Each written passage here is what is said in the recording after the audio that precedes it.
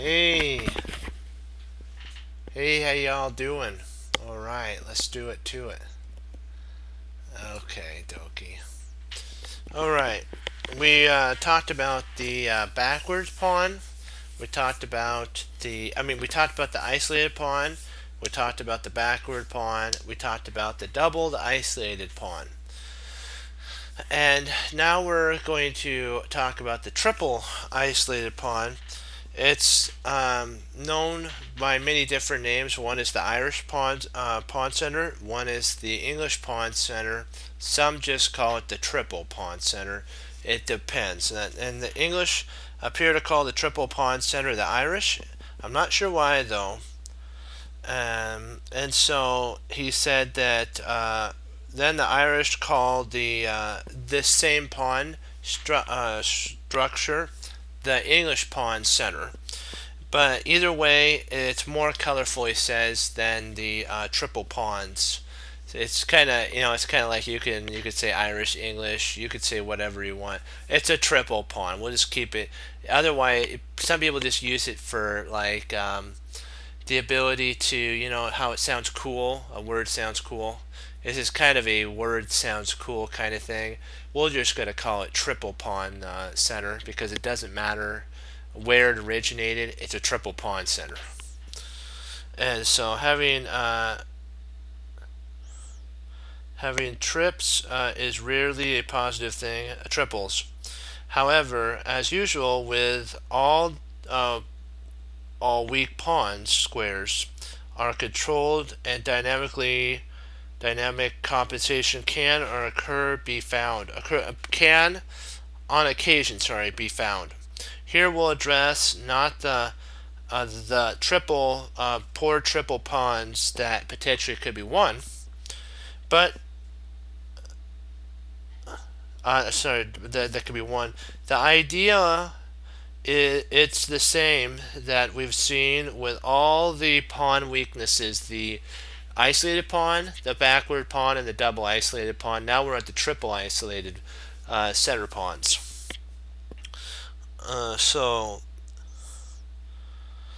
and then this was actually from a game between Niall Short as white and I Slavok Sokolov. So this is actually a very recent game, 2005. I know it's not really recent, but for it's just recent for this book.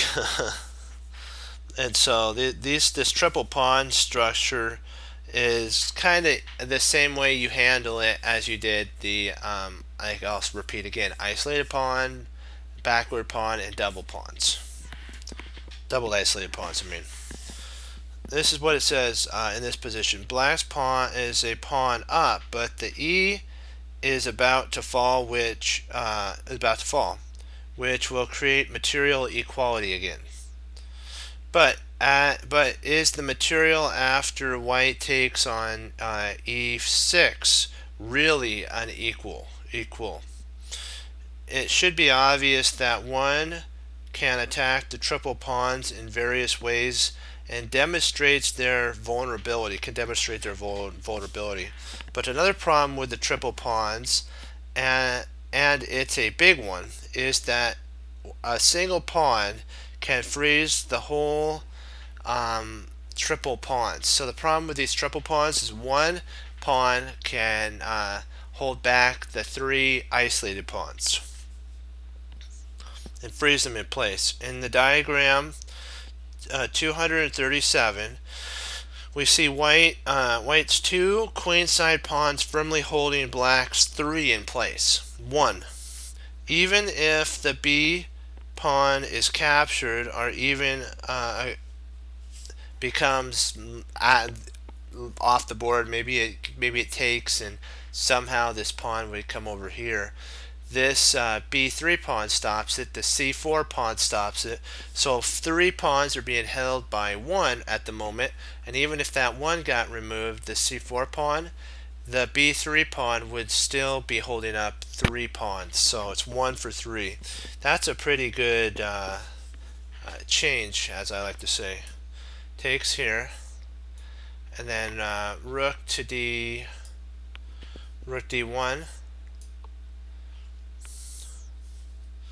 rook f7. This is attacking here and here.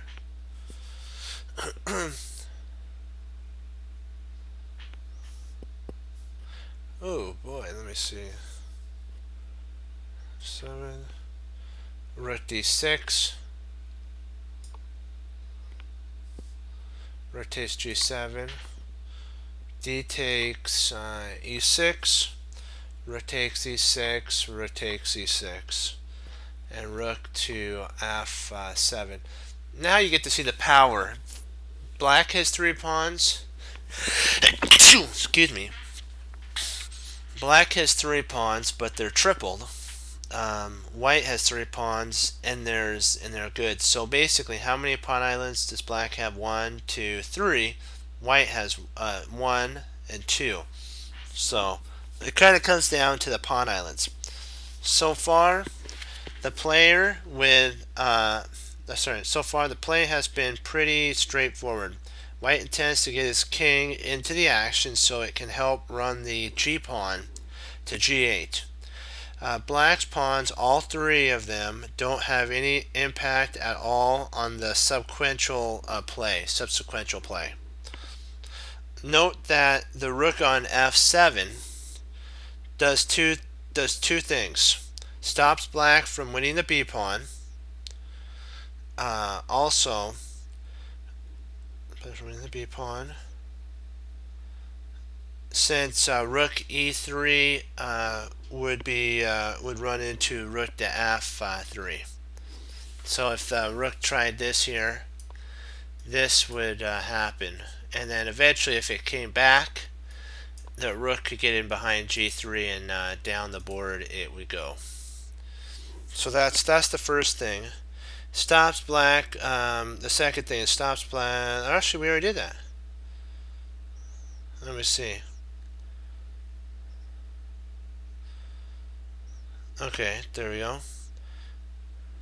And 2. Oh, here's the second one. It will turn the f-file into an important barrier to stop the black king from coming in. It also stops the black king from coming in. Thus, black's monarch won't be able to help defend off the g pawn when it gets transported down by its loyal pieces and king. King d8, king g3, rook e1, g5, rook g1. Remember, he's going to set up for a Lucinda. King h4, rook h1, king g4, rook g1, king f5, rook g3, g6, rook f3, king g5. Oh, e6. Okay. Now there's a mate threat here. There. So he's going to do a Lucinda a different way.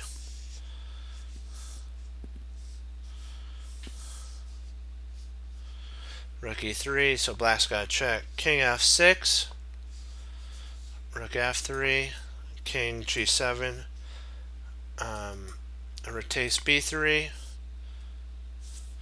Black is now a pawn up, even as 3-1 majority on the queen side. As we mentioned earlier, though, white's 1 pawn completely freezes all black's 3 pawns. So king f8, rook e3, rook f4,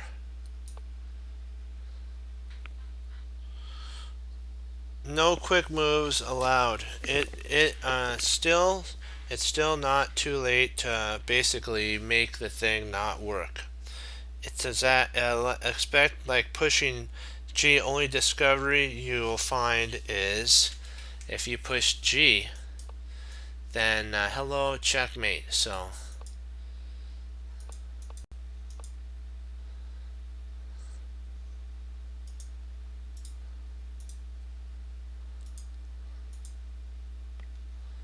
So you can't be hasty. After rook f4, black resigned here. Because there's really no way to, you could try doing this here, but then you could actually come up here, and if here, you move the king over. If you tried this, you take there, and there's no way to stop the queening. So at this point here, the game was won. Only move, and white is winning. Now we're going to summarize up how to battle the isolated d-pawn. There's sub things. Trade off all the minor pieces. In many situations, an isolated pawn can claim active minor pieces as compensation. However, if all the minor pieces are exchanged, then that kind of compensation would be impossible, and the pawn would be regarded as a pure weakness. So what we're talking about, I'll pull up the idea that we're talking about right here. Let me see, right here. This right here. This is what happens when all the pieces get traded off. Okay, 2. Play for a queen and rook versus queen and rook situation, like this one here. Even better than a queen and 2 rooks, which gives the defender a more potential for a counterplay, since the presence of the queens makes it far too dangerous for the defending king to come forward and join in the defense of the pawn. Here it's moderately dangerous. Okay, a dream setup with queen and rook versus queen and rook. The rook blocks the isolated d-pawn, like this one here, and stops it from advancing, and the queen is right behind it, and then we have a pawn either e4 or c4. Okay, so those were the subsections of how to battle an isolated d-pawn. Now the next section of the summary. Anti-isolated d-pawn rules also apply to other types of isolated pawns. And I believe that we had a game.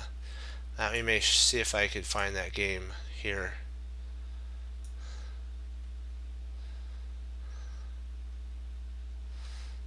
Hopefully we can get that game. Okay, let me see here. Let me get to that point. Oh no, this is the isolated pawn. Pardon me on this one. Let's see if it's this one here.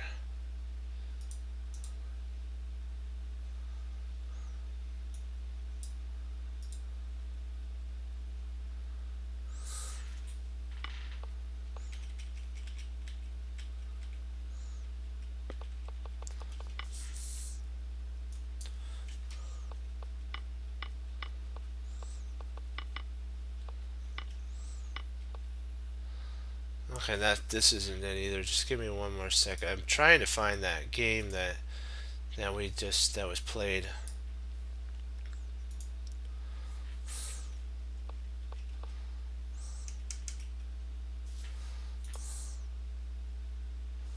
I think this is the same isolated pawns problem. Yeah, this doesn't work. Let me try this one here.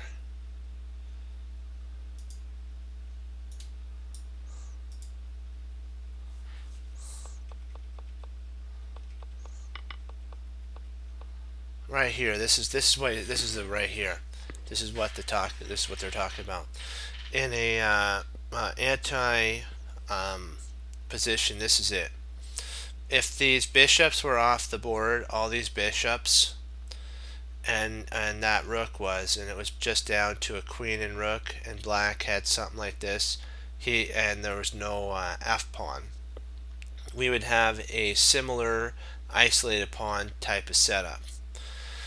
And that's kind of what the situation that we'd be looking at. I could even set up an example. I'll do a board editor, clear the board, This is kind of what we were talking about here. If you had something like this.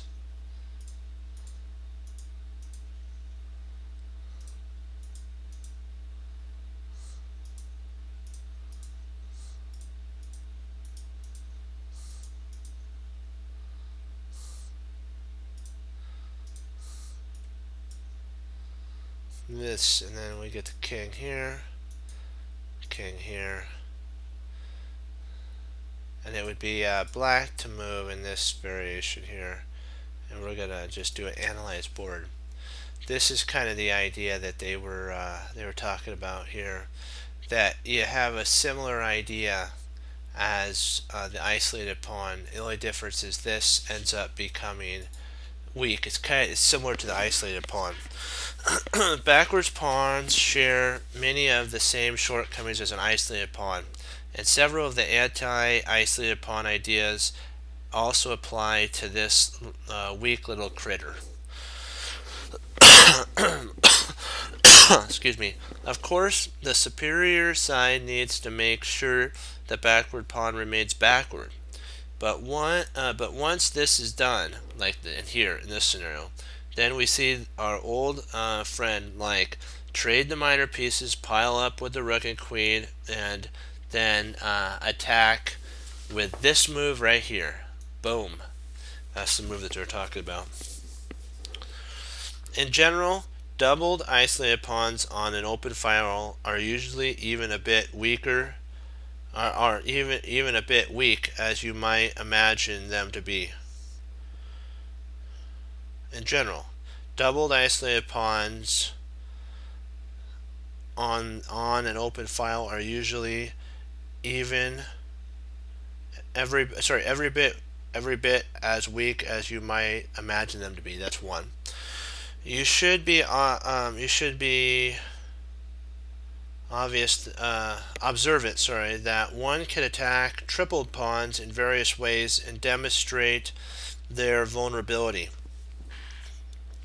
But other problems with triple pawns, other pawns with triples, and it's a big one, is that one single enemy pawn can freeze all three enemy pawns. If you have the luxury of endless time, then create optimum king safety is always an ideal setup, a good idea. In general, a player can hold when only one weakness is being attacked.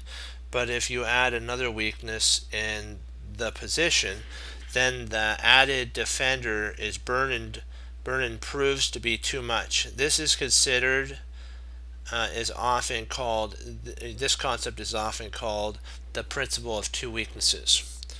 The more weakness you give your opponent, the merrier the party will be. That's what he's saying here. Okay, let's see what our next one is. Ooh, weak squares. Okay, let's get these let's get this party rolling.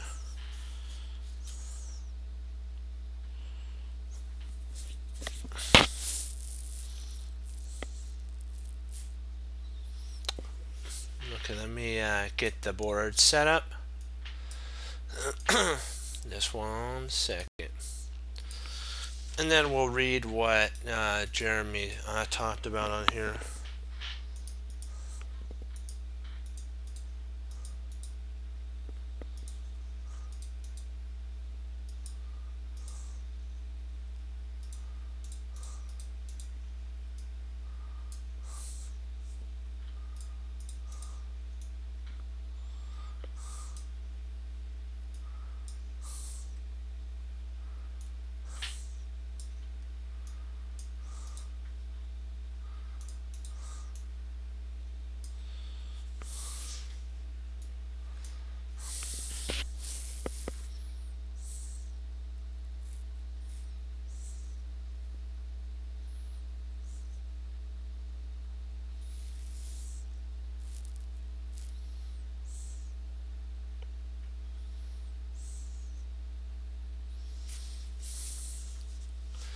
Okay.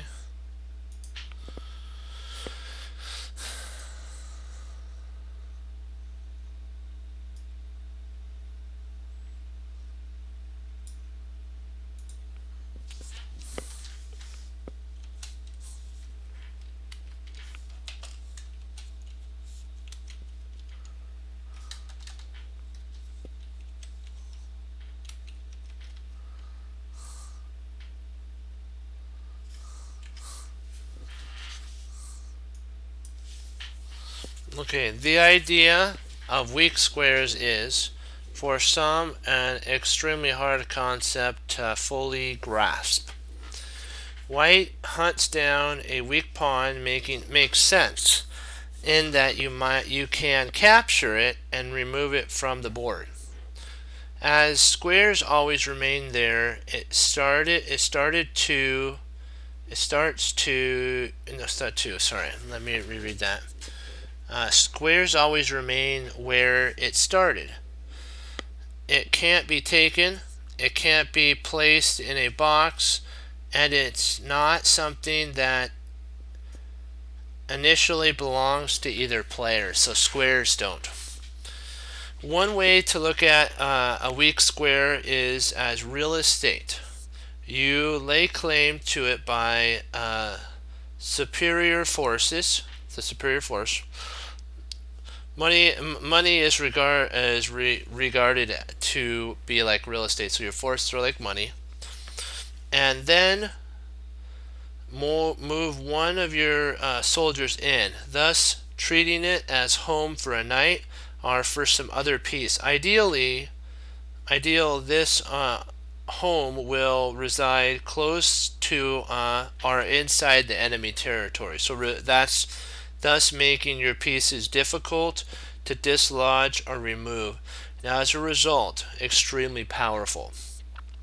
This kind of weak square is usually not always claimed by one of your own pawns, can't be protected by the defender's pawns, and more often than not is referred to as a hole in the enemy's position. So basically what happens is this is a hole, and there's really no way for a bishop to kick it out and a rook or a queen to.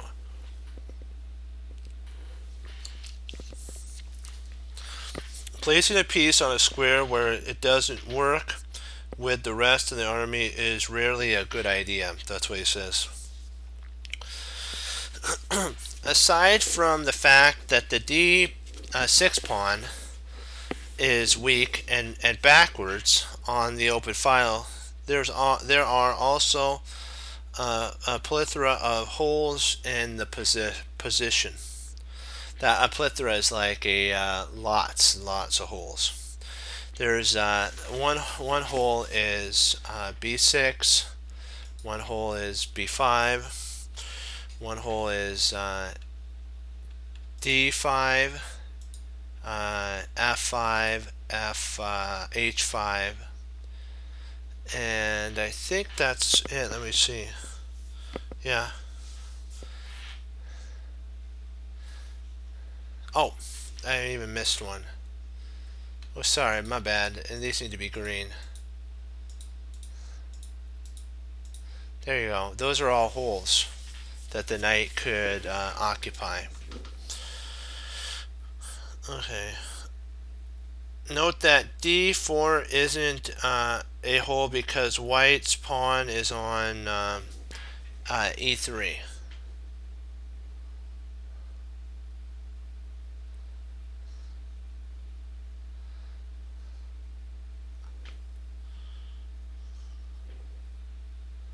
Yeah. E4 isn't a hole because white's pawn on E3 is protecting it. It should, for black, it should I should add that black can't reach it with his pieces or any other in any other case. In any case, sorry. The list squares thoroughly are the ones that completely fit to our whole theory critically. What we define as a hole in the enemy position is B5 because there's nothing that could attack it. At the present moment, B6, nothing can at the present moment attack it. F5, nothing at the present moment could attack it. H5, nothing can really attack it. The queen could, but if it traded, that'd be silly. And where the knight is right now, D5 is a good square, and if the queen ever moved, the knight could reroute in from C3 to E4 if need be. So there's a whole bunch of holes that could be there. Though b4 is a hole in white's camp, black has no way to take use of it. On the other hand, the b5 square is a hole, and it fits in nicely with white's design. b5 against the weak d6 pawn. At timely d5, c3, and then b5 idea could potentially happen. So we have d5 already. We have c3, and then into b5, which it goes along with the plan. Followed by doubling or tripling on the d file will maximize the pressure against black's poor backward pawn.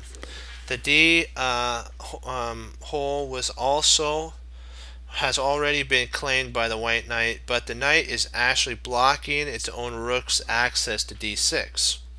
Though strong on d5, it would be better served on either e4 or or on the f5 hole, or b5, as mentioned in the previous diagram, where it would join in the battle against d6. The e4 hole is easy to access via d5, c3, and e4 once the queen moves away, like we talked about.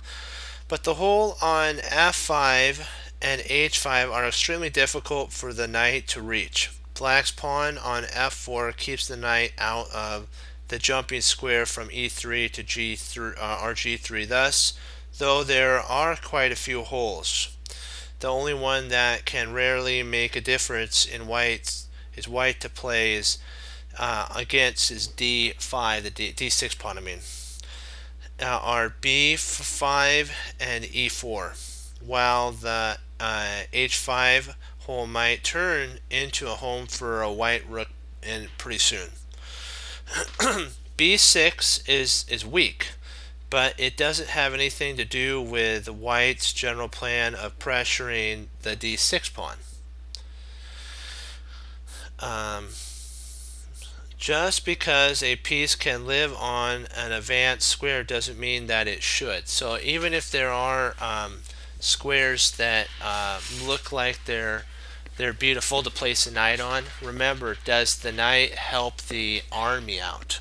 And if the knight doesn't help the army, then you're asking for a problem. Let me stress a point that has been repeatedly made throughout the book. Placing a piece on a square where it doesn't work with the rest of the army is rarely a good idea. That's what he keeps telling us. It's true. Chess is a team game, and you want as many pieces as possible working towards the same goal as possible. A possible sequence for this is knight c3. Rook h1 is followed by h4 is another strong idea. So rook h1 followed by h4 is another strong idea. But let's keep things simple within our basic theme. Rook e6. Better is the passive bishop f6, f8, holding on the pawn like there's no tomorrow. Rook d5 is after this, rook d5 to stop the pawn. Rook f8, dreaming of counterplay down the f file. Rook c to d1, queen e7, queen d3, f takes e, queen f7, rook f1, rook f6, queen d1, and the threat of knight to e4 is devastating. Now let's look at a position that seems similar, but is actually totally different in kind. So we're going to set up another one. All right.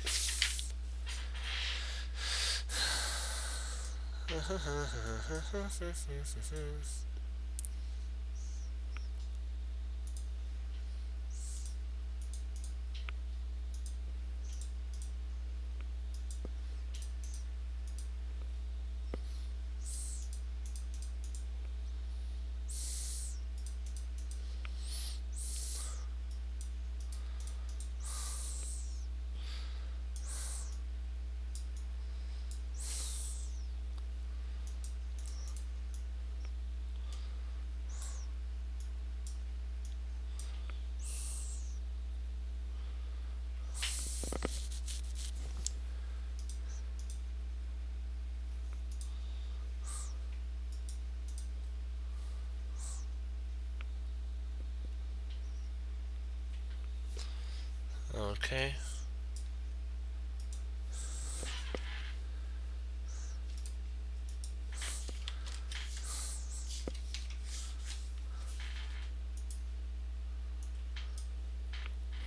We get Drake, and then we'll get right into it.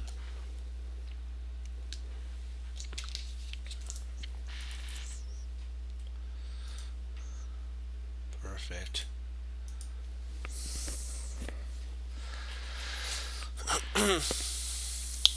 Okay, all the holes that were basically displayed in our last example no longer exist. The B5 and D squares can both be made inaccessible to white's pieces by C7 to C6.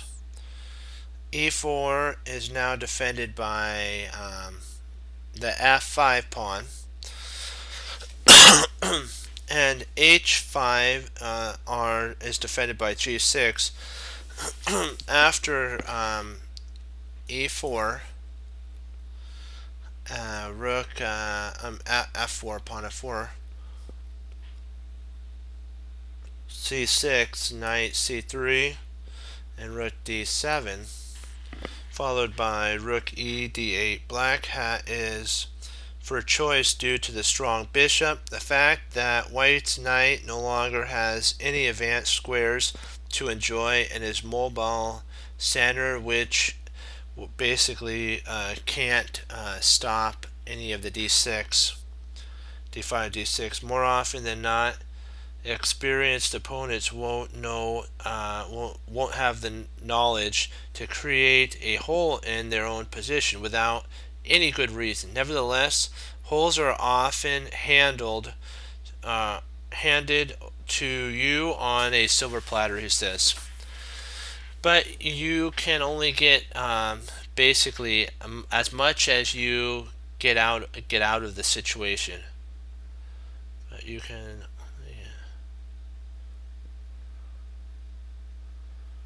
Out of such a mistake. If you notice how to create them and make use of the opponent's presence of the holes. So if you, what he's trying to say is, experienced players won't give you the holes. They won't set up holes for your knight to jump into. But players who don't understand and reassess your chess are the imbalances of how important weak squares are. Will just fling pawns down the board, not understanding that every pawn move gives up something. So if black were to back here play this move, then this would be a blunder, because now the knight can jump into d5, and it's got a permanent outpost, and rather than black being the favor, it's equal now. It's basically an equal game. So one wrong move can turn the tide of a battle from a for favor player to actually a not losing, but an equal. So it can almost go from a 1 point to a 0 with one single move. That's why you got to be spot on 100% of the time when you're playing, that you don't give your opponent weaknesses to focus on. And the majority of the time, you'll be like what Jeremy Silman says, given the opportunity to have a wonderful, wonderful weak square to implant a piece on. And then you'll be really happy when you see that, when your opponent plays that move. You'll be really happy. You'll have the confidence to know when they push a pawn, oh, that's a nice juicy square to place a knight or a bishop on that I can use, that it won't get kicked out. Nice. And then you go, how could I get my knight there? And then you see a route and you get it in there, and all of a sudden your opponent realizes, I have no counterplay now. I can't get any of my pieces moving, and you eventually convert it to a win because you know more imbalance and you have more experience in the position at hand. So that's why we study. Is the importance of studying is so that you'll have more on board than your opponent will, which does your opponent could if they studied as well. And that it's all about how much time you want to put into chess. That'll give you that little extra edge that you're looking for. And if you have proper study, which is, I call it perfect study, you can actually turn 10 to 20 minutes into almost 2 or 3 hours. Really, that's just I've just noticed that sometimes with proper focus and the right clarity of mind that you go into it with, you just absorb it and you think, man, you know what? I'm learning so much today. That's what goes through your mind. And it's like, yeah, or my mind. And it's like, yep. It's all because of how you go into studying. If you go into it saying, man, oh, I have to do it, then for some reason our mind turns off. It's just how it is. Because we're not actually wanting to do it. And I don't know why, but it just does that. I know I'm talking a lot while I'm doing this, but you know what? It's always good to have those lessons that you learn with your teacher, and that's what I kind of learned, was that this, not, I don't want to say disposition, it's, what's the word am I thinking? Attitude, there we go. Had to think for a second. How you come into chess study, how your attitude is, does affect if you will absorb the information. But remember, there's a difference between looking at the board and the moves and actually reading what the author says, and then taking a second look. First of all, you look at it and you go, man, I have no idea what's going on. That happens sometimes to me. Then I look down and read a little bit.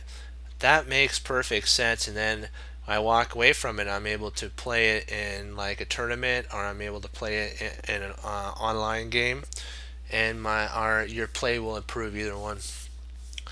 This is an online one. Actually, this is Vegas, Las Vegas, 2008.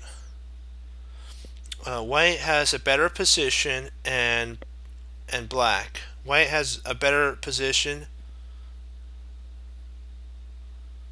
White has the better position, and black, an attacking player, decides that enough is enough. It's time to get something going. So white's got a better position, black's an attacking player, and black's like, enough's enough defending. I want to go for attack. But remember, if the position doesn't tell you to attack, and sometimes you got to hold on, it's just one of those things. It's not fun to do. So e5 was played here. The best move in the follow-up presents us with a clear look at the sad squares that are left behind at this point. white plays e4, and this is a mistake. And of course, you get to see why it's a mistake. You get to see why. You can tell. You can. I'll give you a second to take a look at this. You can stop it right now if you'd like, and find and see why e4 was a mistake. E3 to e4 for white. If you spotted that e4 surrendered the d4 square, you were spot on. The pawn that was once on e3 guarding e4 is no longer there, and so now this could be an outpost for a knight to jump into. The knight here. Let me see, how could we get there?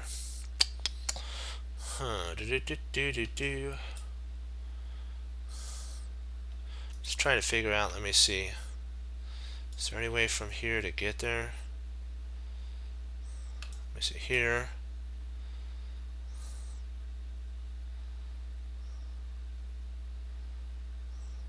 Here.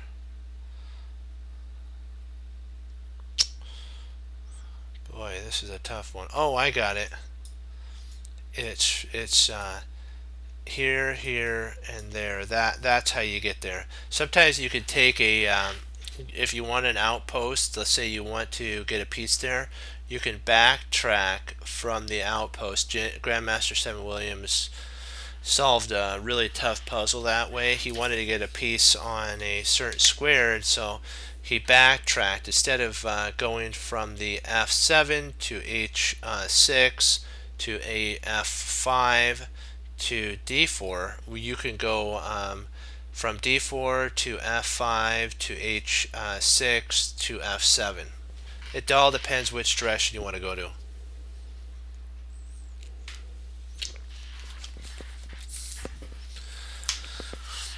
A serious mistake that threw away his advantage and hands it to black. He should have played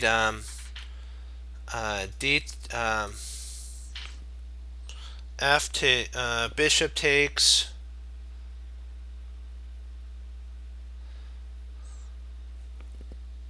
Oh, d takes e in passing, and then bishop takes e. E4 takes, then bishop takes. White retains still a plus advantage here because of how much cramping, and there's a outpost basically for a knight to jump on as well. A couple outposts are holes in the position you can look at, and you just have to get weak square conscious. So e takes f4 is an exclam idea here.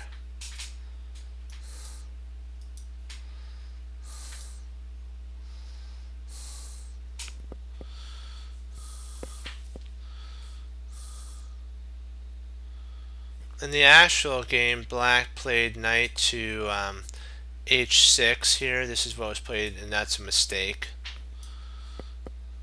Knight f3, bishop d7,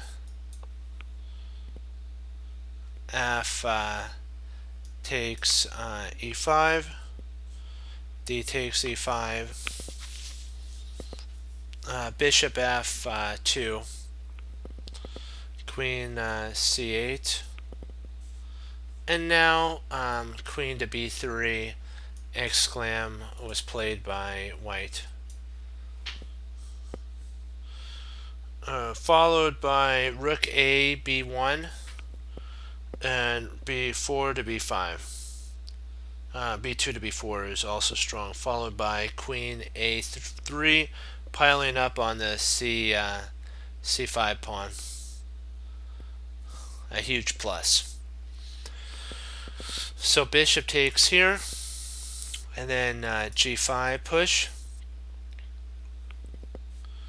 bishop e3, f4, bishop f2, and then knight to e5 ends up becoming an outpost.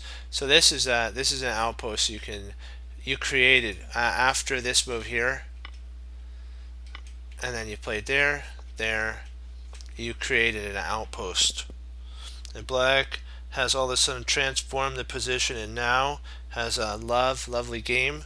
His kingside pawn majority promises him good chances against white's king, and the hole on e5 is a marvelous home for black's knight, which rules the board from its new central perch. If that seems a bit complex for some, let's demonstrate the old "I'm going to make that square mine." That's what he says. Mental with a simple example. This is he's going to set up an example for us here.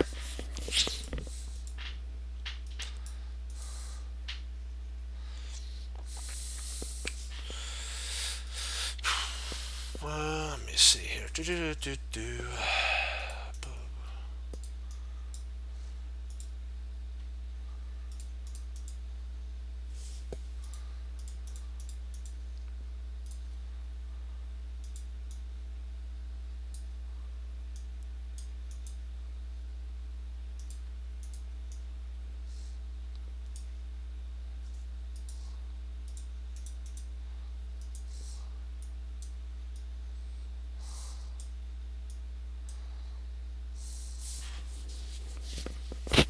Black to move here.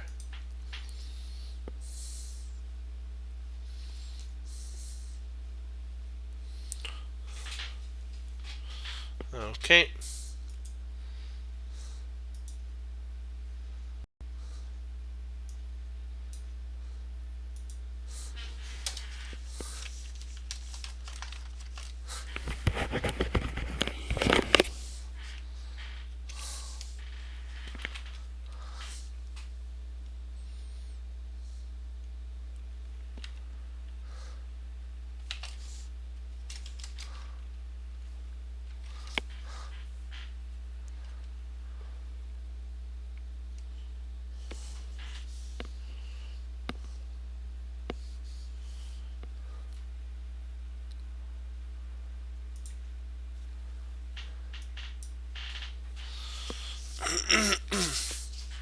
White's bishop is very poorly placed.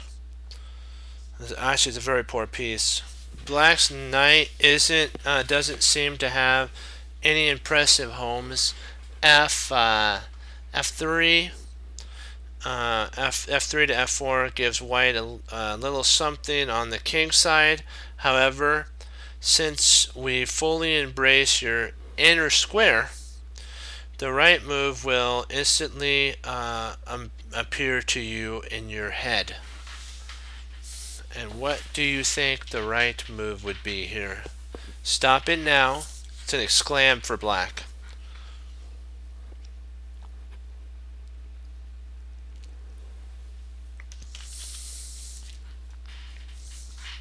Okay, if you're continuing to watch with us, the best move is actually b4 exclam.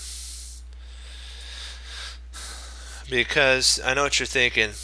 Can't they just play this? Yeah, then the knight comes into a beautiful outpost. If takes, then the knight takes, and it has a nice outpost. And then what could later happen is the knight could potentially retreat back to c7 into d4, the same. And it also now protects the rook for infiltration on the second. So this is a beautiful move. So F4 after B, F4 were played. At this point, this is actually what was played.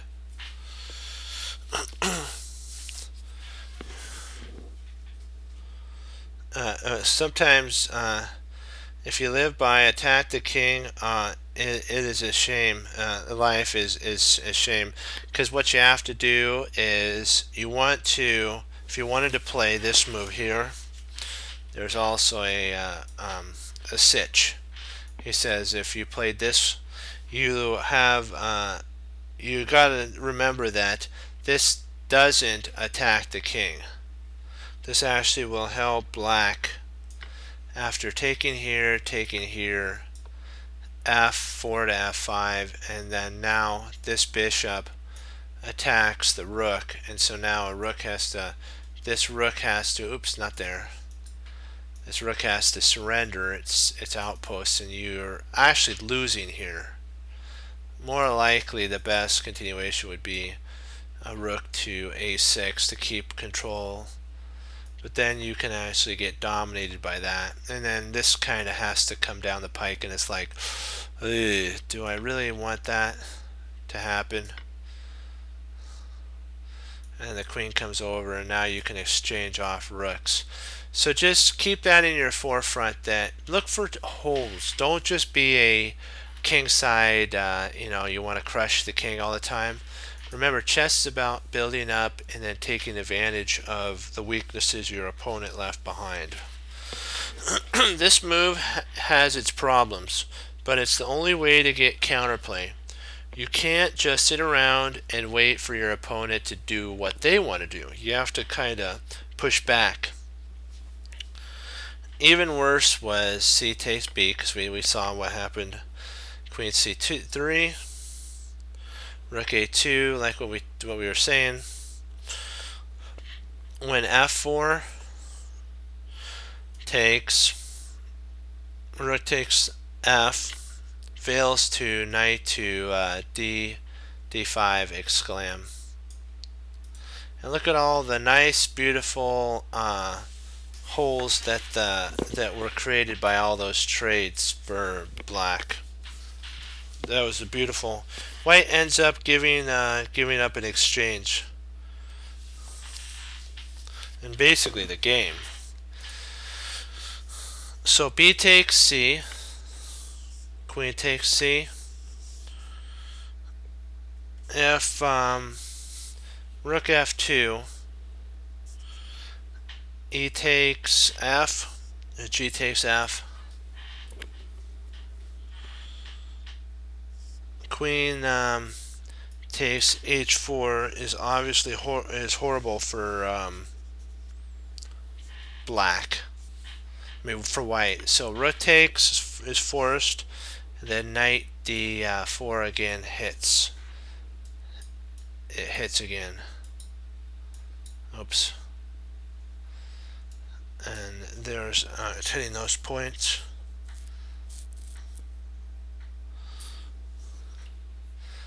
Queen takes c3, loses immediately to this beautiful fork.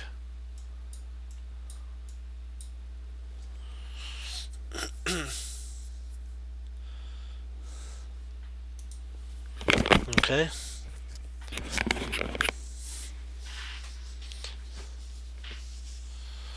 Rook a2. That takes here. Queen takes e5. Just 4 moves after our initial diagram, and things have radically changed. Now black not only has a rook on the 7th rank, but he also has the master of b and d4, and potentially e5 as well. Combine all that with the awful bishop on g2, and it's clear that white is strategically lost. White is strategically lost. Queen c4.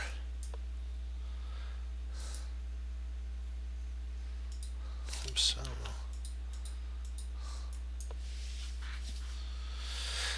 King g7. b4.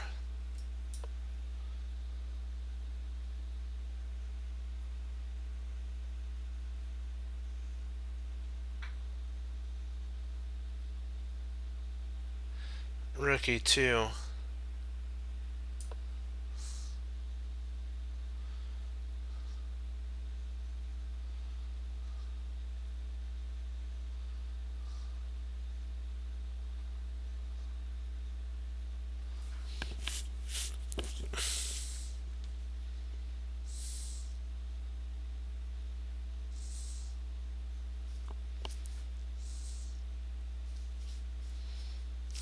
If b4, which I always wondered why.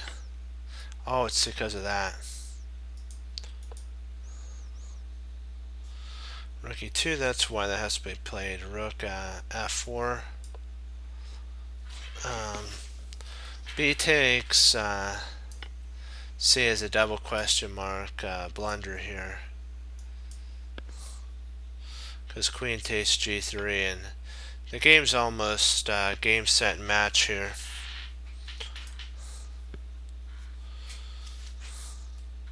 Knight d4 here.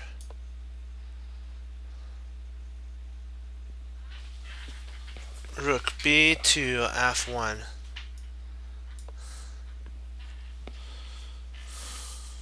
Still hoping to stir things up and create some tactical chances. Simply bad is b takes c. B takes c5 when rook c2, queen a4, knight e2 check, king h2, rook d2, and the dueling threat of knight takes f4 and knight c3 wins material in the game. Knight e6,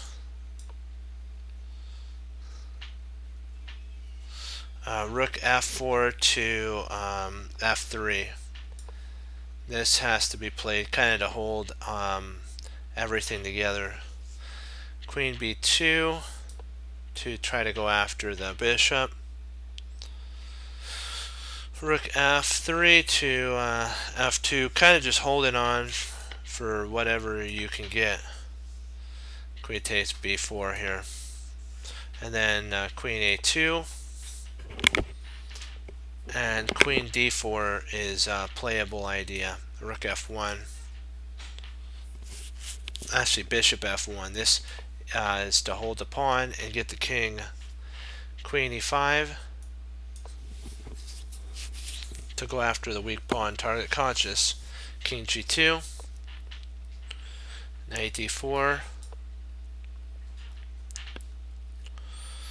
and black is a pawn up and can claim a far superior minor piece. Are you getting a feeling for this weak squares now? Do you think you can begin to create weak squares in the enemy camp? If so, you're ready to get to go a step further.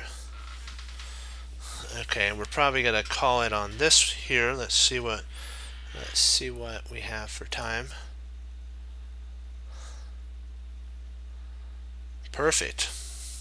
And we'll pick up tomorrow on this. This is beautiful.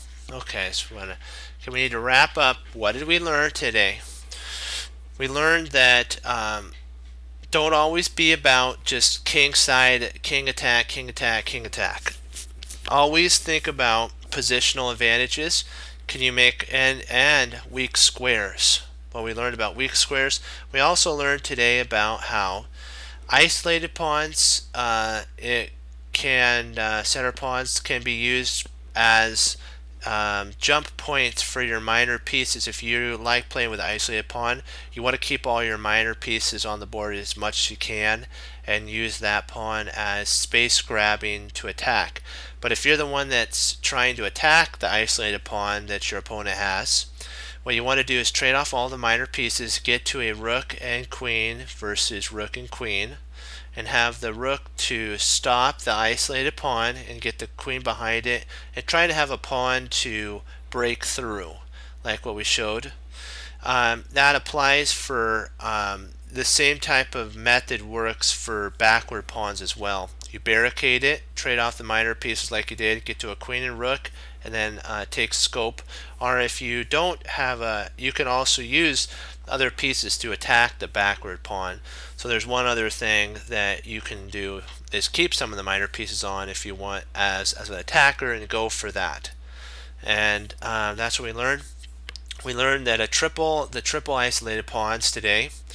also have a disadvantage where one pawn can hold back 3 pawns, and we got to see that in a Niall Short game where Niall Short defeated his opponent. Even though they had equal pawns, he had a better pawn structure than his opponent.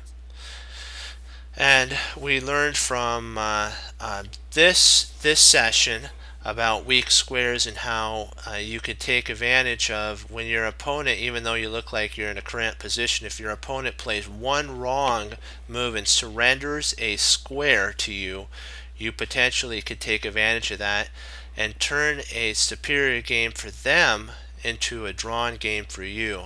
And that's a victory. What my teacher told me is sometimes a draw in a position where you were previously losing and now you have a draw is a victory. So just keep that in mind. Always be looking out for weak squares. Don't just always say, I have an attack, I can attack the king.